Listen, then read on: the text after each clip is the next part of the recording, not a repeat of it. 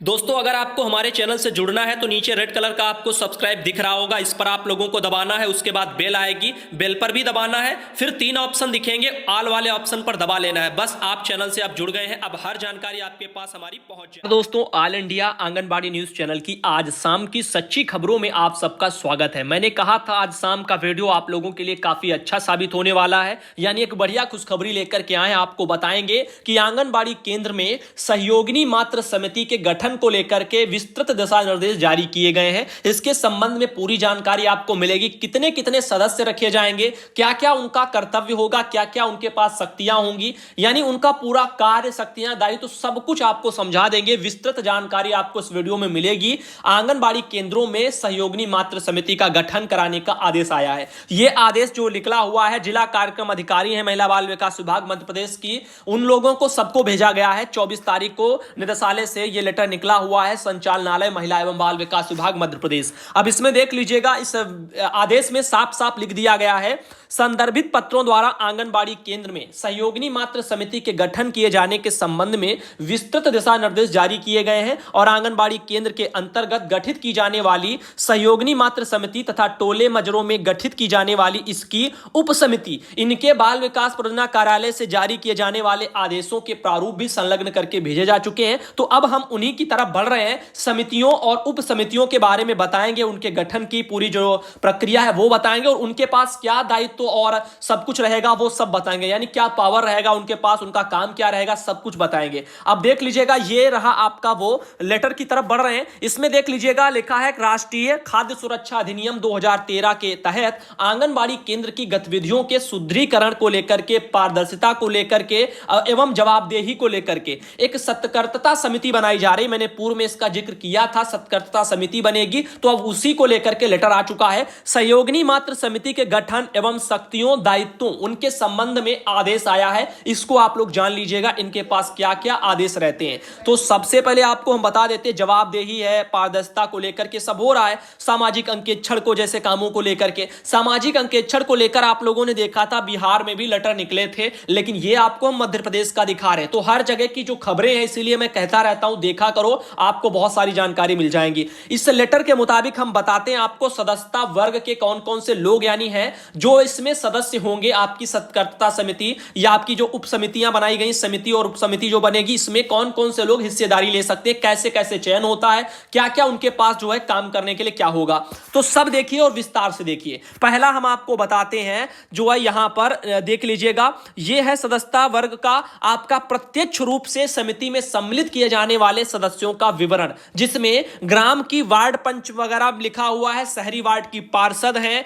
और चक्रीय आधार पर रखी जाएंगी 3 वर्ष की अवधि के लिए, एक सदस्य ये रहेंगी। इसके अलावा देखिए, दूसरा है ग्राम शहरी वार्ड क्षेत्र में संबंधित शालाओं के शिक्षक जो हैं वो रखे जाएंगे। प्राथमिकता दोनों केसों में महिलाओं को दी जाएगी। अगर महिला है तो महिलाओं को सबसे पहले इसमें रखा जाएगा। इसके लिए भी एक लोग जो है सदस्य होंगे। अब नीचे देखिए, उप समितियों से जो है चयनित सदस्य, यानी उप समितियों से चयनित सदस्य भी इसमें होंगे, जिसमें आंगनबाड़ी केंद्र के उप समितियों में प्रत्येक वर्ग के लिए एक एक सदस्यों का चयन भी किया जाएगा, जिसमें यदि आंगनबाड़ी केंद्र क्षेत्र में 4 से कम उप समितियां हैं तो ऐसी स्थिति में प्रत्येक समिति से 2 या उससे अधिक सदस्यों को चयनित करके सम्मिलित किया जा सकता है। इसके अलावा यदि आंगनबाड़ी केंद्र क्षेत्र में 4 या उससे अधिक उप समितियां होने पर न्यूनतम 1 या अधिकतम 2 सदस्यों को प्रति समिति जो है चयन किया जा सकता है। नीचे लिखा है, आंगनबाड़ी क्षेत्र की प्रत्येक उप समिति की भागीदारी सुनिश्चित किया जाकर न्यूनतम 8 एवं अधिकतम 13 सदस्यों को सम्मिलित किया जा सकता है।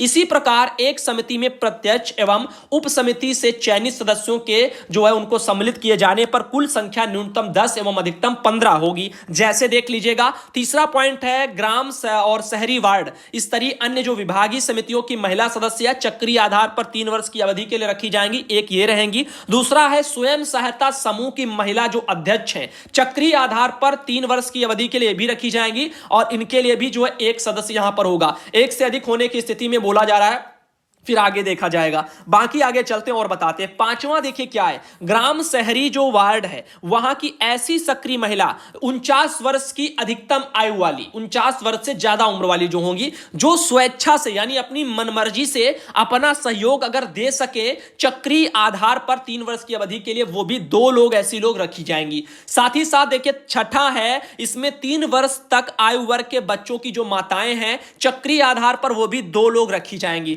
इसके अलावा सातवां है, 3 से 6 वर्ष तक आयु वर्ग के बच्चों की जो माताएं हैं चक्रीय आधार पर 1 वर्ष के लिए रखी जाएंगी, 2 लोग इसमें भी रखी जाएंगी। किशोरी बालिकाओं की जो माताएं हैं, किशोरी बालिका 11 से 17 वर्ष की इसमें लिखा हुआ है, वो भी चक्रीय आधार पर 1 वर्ष की अवधि के लिए उनकी माताएं रखी जाएंगी, अधिकतम 2 माताएं इसमें रखी जाएंगी। इसके अलावा देखिए नवा है, 19 से 45 आयु वर्ग की महिलाएं, गर्भवती धात्री या इच्छुक महिलाएं, तीनों कैटेगरी की इसमें है, चक्रीय आधार पर 1 वर्ष की अवधि के लिए रखी जाएंगी और 2 इसमें भी रखी जाएंगी। संवेदनशील समूह के हितग्राही गर्भवती धात्री महिलाएं तथा गंभीर कुपोषित बच्चे, उनके परिवार के सदस्य चक्रीय आधार पर 1 वर्ष की अवधि के लिए ये भी रखे जाएंगे और 1 सदस्य इसमें ये भी रहेगा। अब इनका सामने आप देख रहे हो, इनका नाम सब लोगों का, दोनों का, और इसमें जो है पति अथवा पिता जो भी उनके रिलेटिव, उनका नाम और उनका पता, ऐसे करके सब इस प्रारूप पर मांगा जा रहा है। अब आगे चलते और बताते इसमें और क्या है। नीचे है, समिति से संबंध आंगनबाड़ी कार्यकर्ता समिति की पदेन सचिव होंगी, जो समिति के कार्यवाही विवरण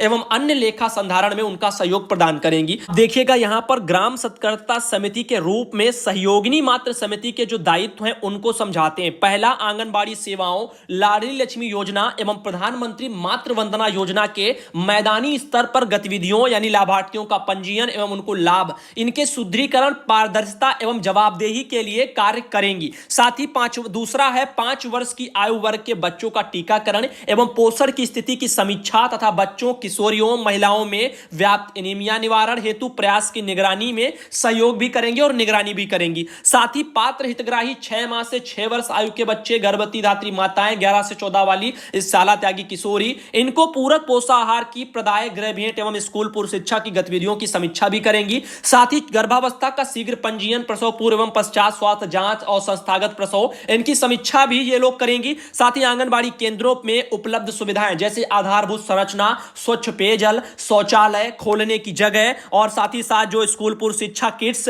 ईसीसी पाठ्यक्रम सामग्री, पोषण वाटिका, समूह द्वारा खाना बनाने का स्थान एवं बर्तनों की स्वच्छता, खाना बनाने एवं खाने हेतु बर्तन आदि सहित जो भी हो वो सब देखना, समीक्षा करना। उपरोक्त एकत्र जानकारी का विश्लेषण करके आंगनबाड़ी की सामाजिक जो है संपरीक्षा प्रतिवेदन यानी रिपोर्ट, उसको भी तैयार करना। इसके अलावा 7वां जो उनका पॉइंट है वो बताते हैं, 7वें में है आंगनबाड़ी की सामाजिक जो है संपरीक्षा प्रतिवेदन, इसके बारे में भी आपको बताया था, वो भी करना। और साथ ही साथ 8वां है आंगनबाड़ी केंद्र के क्षेत्र में सामाजिक संपरीक्षा अंकेक्षण में सक्रिय सहभागिता भी देना। और आंगनबाड़ी की पूरक पोषाहार सेवा, प्रधानमंत्री मातृ वंदना योजना, इनमें शिकायत होने पर जिला शिकायत निवारण अधिकारी यानी कलेक्टर को लिखित सूचना भी देना। तो इस चीज को लेकर के इनकी निगरानी सब लगाया जाएगा। तो आपके पोषाहार हो या अन्य तरह की जो भी सूचनाएं हैं, इनकी सबकी अगर कोई शिकायत भी आती है पोषाहार के मामलों में, तो फिर उसका भी अपने वहां जिलाधिकारी को सीधे लिखित में सूचना ये अपना आगे देंगी। तो ये शक्तियां हैं। सहयोगिनी मातृ समिति के गठन एवं शक्तियां, दायित्वों के संबंध में यह आदेश तत्काल प्रभाव से लागू होता है।